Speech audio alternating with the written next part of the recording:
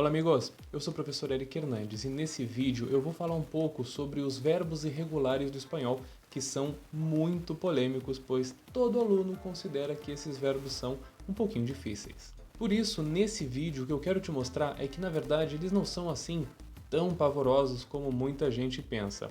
A verdade é que a gente precisa aprender os verbos irregulares no espanhol para que a gente consiga soar mais fluente, né? Para que dessa forma a gente consiga se comunicar com os nativos de uma forma muito mais tranquila e correta. Sendo assim, eu vou te apresentar as 13 irregularidades que existem no espanhol. Sim, são 3 casos de irregularidade quando a gente pensa no presente do indicativo, que é onde a gente vai encontrar aquelas irregularidades mais famosas, né, como os ditongos ie e ue. Então nem pense em sair desse vídeo, porque eu tenho certeza que você não vai se arrepender de ficar comigo até o finalzinho.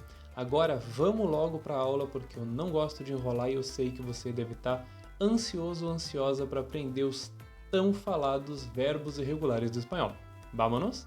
Muito bem, vamos começar então comentando sobre as 13 irregularidades do espanhol. O que é um verbo irregular, na verdade, né? Antes da gente falar sobre quais são as 13 irregularidades. Um verbo irregular é aquele que tem alteração na escrita e, consequentemente, na fala também, quando a gente conjuga ele. Então vamos pensar nesse vídeo só no presente do indicativo. O que acontece? Quando a gente conjuga um verbo, ele vai ter lá suas terminações referentes à pessoa, né, a qual ele se refere. Por exemplo, yo, tu, ele, cada uma dessas pessoas vai ter uma terminação que vai se repetir, né? E a gente vai ter verbos terminados em ar, verbos terminados em er, verbos terminados em ir, e aí dependendo da terminação do verbo, a gente vai ter uma terminação de conjugação. Agora, o que vai acontecer quando o verbo for irregular? Além das terminações que são necessárias, tanto para verbos regulares quanto irregulares, a gente ainda vai ter que notar as alterações na raiz do verbo. A raiz do verbo é tudo o que sobra depois que a gente retira as terminações ar, er e ir. Quando a gente não mexe na raiz, esse verbo é regular. Porém, quando essa raiz sofre mudanças, esse verbo automaticamente é classificado como um verbo irregular. E aí é que a gente vai encontrar os 3 tipos de irregularidade. Pega um papel e uma caneta, anota aí, porque eu tenho certeza que essa informação vai ser muito importante. O primeiro caso de irregularidade que a gente pode encontrar é o caso da irregularidade e e e. Por exemplo, quando a gente tem o verbo querer, a gente vai ter então uma conjugação como quiero. Repara que a vogal E do verbo querer no infinitivo, ela vai ser alterada por um ditongo ie.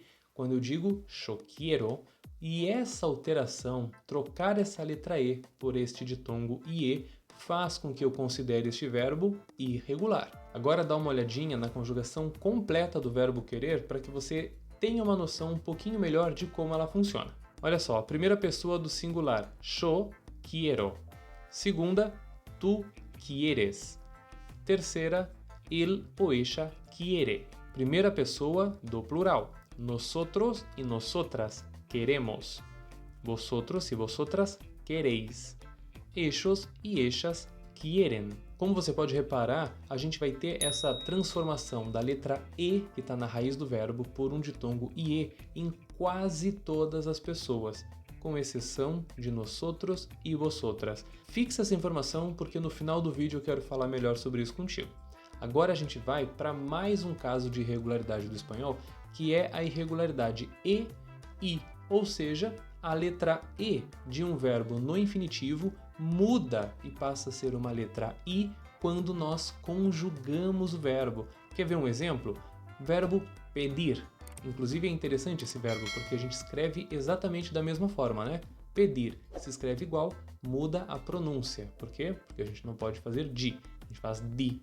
Agora repara na conjugação para você entender o que acontece com esse verbo e por que então ele é considerado irregular. Primeira pessoa do singular, yo pido. Segunda pessoa, tú pides. Terceira, él, ella pide. Nosotros y nosotras pedimos. Vosotros y vosotras pedís. Ellos y ellas piden. Percebeu então como funciona essa irregularidade e, i?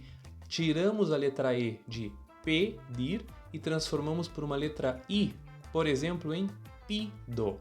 Pedir, pido. por isso este verbo se encaixa nessa irregularidade. Lembrando, repara na primeira e na segunda pessoas do plural, porque isso é muito importante. Antes de comentar sobre isso, eu quero te falar sobre o terceiro caso de irregularidade que nós temos no espanhol, que é a irregularidade OUE. A irregularidade OUE significa que a letra O, que está no verbo em infinitivo, ou seja, um verbo que não foi conjugado, vai passar para um ditongo, o E. Tira o O, coloca o E.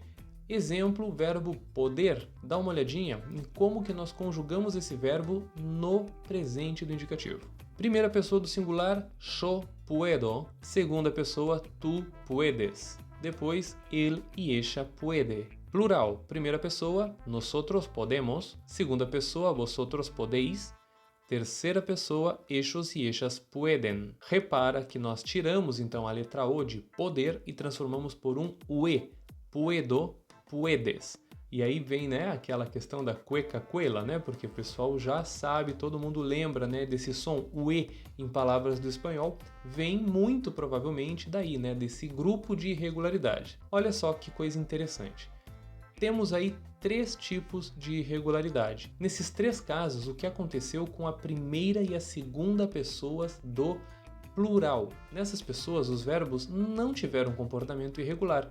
Por quê? Porque quando eu disse nosotros podemos, eu não disse puedemos, não é verdade? O que significa que na primeira pessoa do plural, nosotros e nosotras, e na segunda, vosotros e vosotras, nós não vamos ter a irregularidade. E isso serve para qualquer um desses verbos irregulares no presente do indicativo, tá bem? Não importa se o verbo termina em ar, er ou ir e a qual das irregularidades ele pertence, se é a primeira, o primeiro grupo, e, se é o segundo, e, ou ao terceiro, o, ue.